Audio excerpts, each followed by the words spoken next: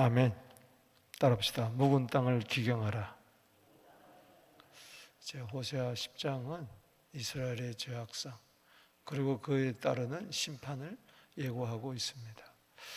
1절에서 8절 그리고 9절에서 15절 이렇게 두 부분으로 나누는데 각 부분마다 망한다는 이야기가 나오고 있습니다. 1절에서 8절까지 그 중에 보면은 여기 2절 여기 7절 말씀에 사마리아 왕은 물 위에 있는 거품같이 멸망할 것이다. 망한다는 거죠. 물거품이 크면 클수록 금방 이렇게 사라집니다. 이스라엘의 번영이 큰 것 같지만은 그러나 금방 사라질 것이다. 특별히 호세아 선지자는 여로보암 왕 2세 때 부름을 받았어요. 그때는 이스라엘이 가장 번성할 때입니다. 그런데 여로보암 왕 2세가 죽고 난 이후에 6왕 서로 죽이고 죽이는 그러다가 호세아 왕 때에 결국은 죽습니다. 호세아가 선지자도 있었지만 이스라엘의 마지막 왕도 호세아입니다. 아수르에게 망하고 마는 거죠.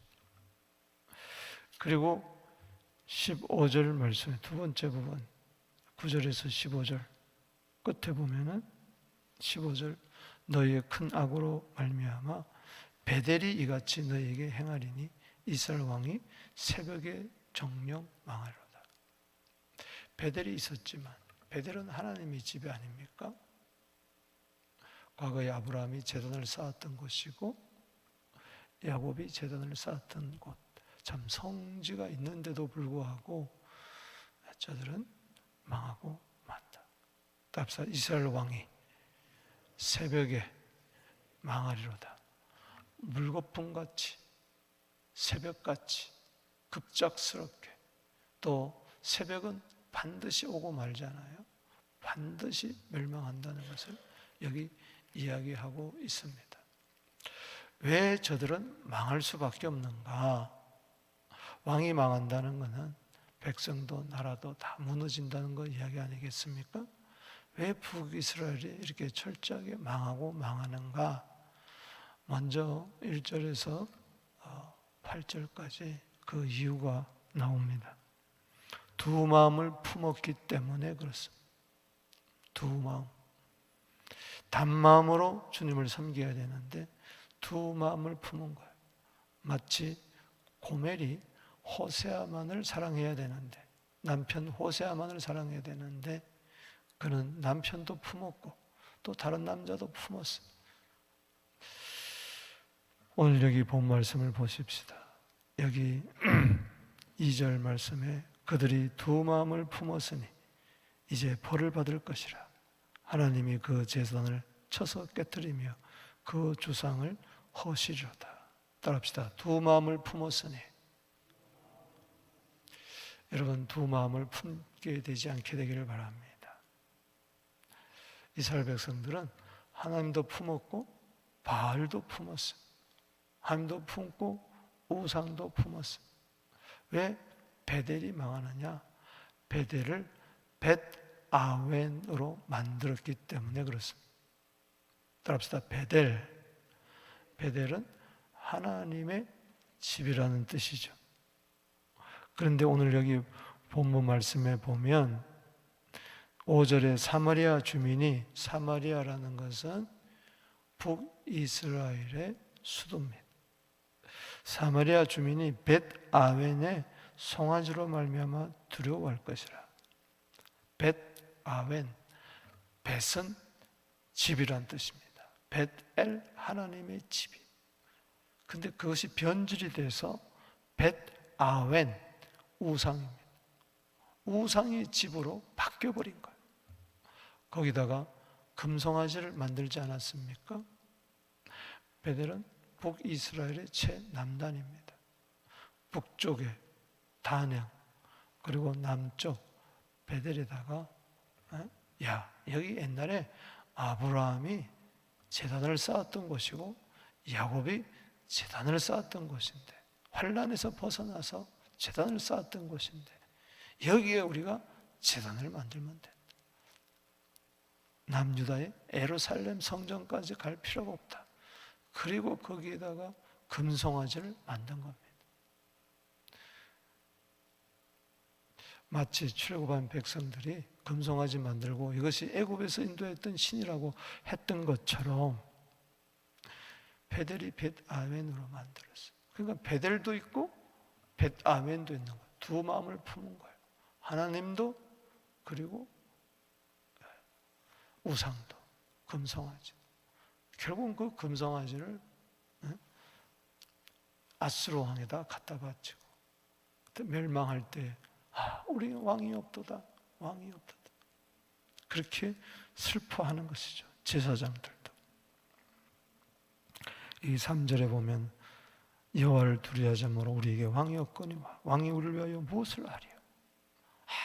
아무런 하나님을 경외하지 않으니까 아무리 왕이라 할지라도 결국은 망하고 만다는 겁니다. 두 마음을 품으면 안 된다. 오늘 호세아 10장 2절 말씀을 꼭 기억하십시오. 따라합시다. 두 마음을 품었으니 이제 그들이 벌을 받을 것이라. 두 마음을 품으면 벌 받을 수밖에 없다. 그래서 마태복음 6장 24절에도 예수님께서 두 마음을 품지 말라 하지 않습니까? 사람이 어찌 두 주인을 섬기겠느냐? 두 주인을 섬길 때에 둘 다 사랑할 수가 없다는 거예요. 한 주인을 사랑하면 한 주인을 미워하게 되고, 한 주인을 귀하게 여기면 한 주인을 경히 여기게 된다. 너희가 하나님과 재물을 겸하여 섬길 수가 없느니라. 따라합시다. 하나님과 재물을 겸하여 섬길 수가 없다. 두 마음. 그렇기 때문에 돈을 사랑하고 하나님을 미워하게 되고, 그리고 돈을 귀하게 여기고 하나님을 경히 여기게 된다는 겁니다. 이스라엘 백성들이 두 마음을 품었을 때에 바알은 사랑하고 하나님은 미워하게 돼. 바알을 귀하게 여기고 하나님을 경히 여기게 된다는 이야기죠. 열왕기상 18장 21절에 너희가 어느 때까지 두 사이에서 머뭇하겠느냐? 여호와가 참신이면 하나님을 섬기고 바알이 참신이면 바알을 섬기라. 그래서 엘리야가 갈멜산에서 결투를 벌이잖아요. 그래서 여호와가 참 하나님, 자기가 참 선지자인 것을 드러내잖아요. 두 마음을 품으면 안 된다. 야고보서 4장 8절에 두 마음을 품은 자들아 마음을 성결하게 하라. 이 두 마음이 바로 하나님도 사랑하고 세상도 사랑하는 이 가늠한 여인 같은 이 마음, 이건 하나님의 원수가 되니까 벌을 받을 수밖에 없다. 두 마음, 이게 문제였습니다. 그 다음에 10장 호세아서 10장 9절에서 14절에 보면은 왜 망하는가? 두 가지 죄 때문에 그런 거예요. 두 가지 죄. 자, 9절 10절 읽어보겠습니다. 시작. 이스라엘아, 내가 기브아 시대로부터 범죄하더니 지금까지 죄를 짓는구나. 그러니 범죄한 자손들에 대한 전쟁이 어찌 기브아에서 일어나지 않겠느냐? 말씀드렸죠? 기브아 사사기 19장에서 20장, 21장에 걸쳐서 한 레위 사람이 에브라임 산지에 살면서 첩을 얻었어요. 첩이 도망을 갔어요. 친정으로 도망갔어요. 그래서 가서 찾아옵니다. 데리고 오다가 기브아라는 곳에 머물게 됩니다. 그때 한 노인 집에 들어가게 되는데 그 동네 사람들이 베냐민 지파에 속한 땅이 기브아인데 거기 기브아 주민들이 동성애자들이 이 레위 사람을 내어놓으라고 난리를 핍니다. 그때 첩을 대신 주죠. 첩은 밤새도록 윤관을 당하고 문 앞에서 죽습니다. 이것을 나귀에 태워와 가지고 12토막을 냅니다. 시체를. 그래서 이스라엘 각 지파에게 줍니다. 베냐민 사람들이 이렇게 했다. 이럴 수가 있느냐. 그래서 베냐민 지파를 대상으로 11지파와 싸웁니다. 베냐민 지파는 거의 멸절된 위기예요. 하나님이 스톱하게 해서 전쟁이 끝났지만 그걸 이야기하는 거예요. 그 기브아의 제약이 지금도 있다. 지금까지 죄를 짓는구나. 9절에 따라합시다. 지금까지 죄를 짓는구나. 아주 죄 짓는 것이 역사와 전통이 있는 거예요. 이제는 버릴 때도 됐는데, 이제는 끊을 때도 됐는데 여전히 죄 가운데 머물고 있는 거예요. 그 죄 중에 특별히 여기 10절 말씀 읽어보겠습니다. 시작. 내가 원하는 때에 그들을 징계하리니 그들이 두 가지 죄에 걸릴 것이라. 만민이 모여서 그를 치리라. 두 마음을 품었고 두 가지 죄, 많은 죄가 있겠죠. 이 두 가지 죄는 본문에서 쭉 나올 수 있지만 특별히 거짓과 교만입니다. 오늘 본문에 비춰서 볼 때 여기 13절 보세요. 두 가지 죄에 대해서 나와요. 시작. 너희는 악을 바꿔라 죄를 거두고 거짓 열매를 먹었나니 이는 내가 내 길과 내 용서의 많음을 의뢰하였습니다. 악을 바꿔라 죄를 거두고 거짓 열매를 먹었다. 거짓말, 거짓된 마음. 그리고 이는 내가 왜 그러냐? 내 길과 내 용사의 많음을 의뢰하였습니다. 용사가 많다, 후강한 거죠. 군사력이 튼튼한 거죠. 하나님을 의지하는 것이 아니고 앞으로 내 길은 창창해 하면서 왜 내 길이 창창하냐? 용사가 많기 때문에 어떤 전쟁에서도 이길 수 있다. 이 교만함. 하나님을 의뢰해야 되는데 용사가 많음을 의지했어요. 교만을 이야기합니다. 따라합시다. 거짓과 교만. 자, 오늘 여기 본 말씀을 보십시다. 여기 4절 말씀에 그들이 헛된 말을 내며 거짓 맹세로 언약을 세우나니 그 재판이 바디랑에 돋는 독초와 같으니라. 여러분, 거짓말은 당장에는 위기를 모면하는 것 같고 당장에는 다른 사람을 속여서 뭐 이득을 취하는 것 같지만은 속에서 독초가 자라는 줄 몰라요. 따라합시다. 거짓은 독초다. 여러분, 독초 먹으면 죽잖아요. 내 안에서 독초가 자라고 있는데 어찌 살겠어요? 거짓. 또 교만 보십시다. 10장 1절 보십시다. 시작. 이스라엘은 열매 맺는 무성한 포도나무라. 그 열매가 많을수록 제단을 많게 하며 그 땅이 번영할수록 주상을 아름답게 하도다. 여기 보면은 열매가 많을수록 또 땅이 번영할수록, 따라합시다. 열매가 많을수록 땅이 번영할수록, 자, 사업이 잘 될수록 우리는 겸손해야 돼요.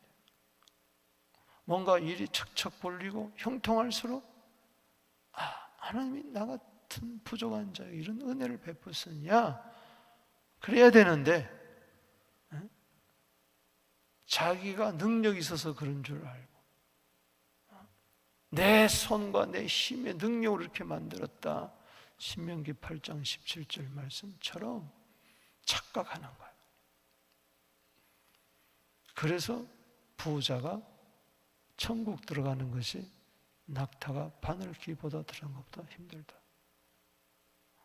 사람은 할 수 없으되 하나님은 할 수 있다. 할렐루야.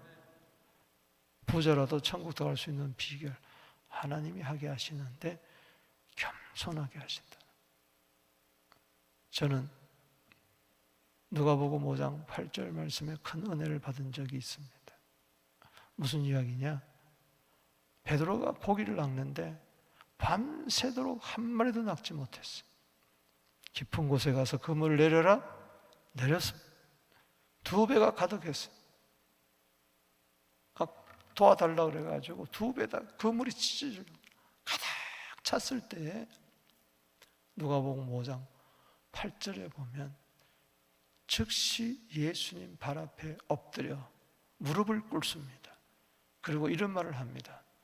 주님, 나는 죄인으로서이다. 나를 떠나소서. 번영할수록, 번성할수록, 잘될수록 주님 앞에 찾아가 무릎을 딱 꿇고 나는 죄인입니다. 나를 떠나소서. 오히려 회개하며 겸손히 순종하는 거예요. 따라합시다. 잘될수록 회개하고 겸손하고 순종하자. 아멘. 그렇습니다. 그러나 이스라엘 백성들은 잘될수록 번영할수록 커질수록 열매가 많을수록 땅이 번영할수록 교만 떨고 하나님을 떠난 거죠. 두 마음을 품은 것이죠. 두 가지 죄악에 걸리고 만 것입니다. 여러분, 잘 될수록 우리는 자랑하지 말아야 됩니다. 에레미야 9장 23절에 자랑하지 말라는 것이 3번 나옵니다.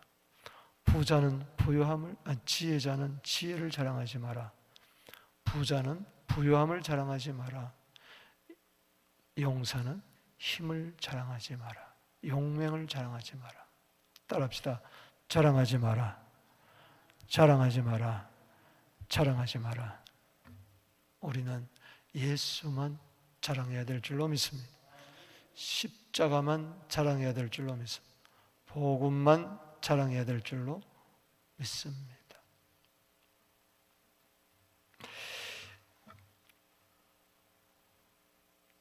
시편 40편 4절에 여호와를 의지하고 교만한 자와 거짓에 치우치지 않는 자를 복이 있다. 교만하지 마세요. 거짓된 삶을 살지 마십시다. 망합니다. 두 마음을 품어서 두 가지 죄 때문에 망하는 이들, 하나님께서는 그냥 버려두지 않습니다. 살 길이 있다. 망할 수밖에 없는, 두 마음 때문에 망하고 두 가지 죄 때문에 망할 수밖에 없는 이 베델을 향하여 하나님은 외칩니다. 호세아를 통해서. 따라합시다. 묵은 땅을 기경하라. 자, 호세아 10장의 요절이 12절에 나오고 있습니다. 호세아서 10장 12절 보십시다. 그다 줄 치세요. 시작. 너희가 자기를 위하여 공의를 심고 인애를 거두라. 너희 묵은 땅을 기경하라. 지금이 곧 여호와를 찾을 때니 마침내 여호와께서 오사 공의를 빛처럼 너희에게 내리시리라. 아멘. 13절에 뭐라고 그랬어요?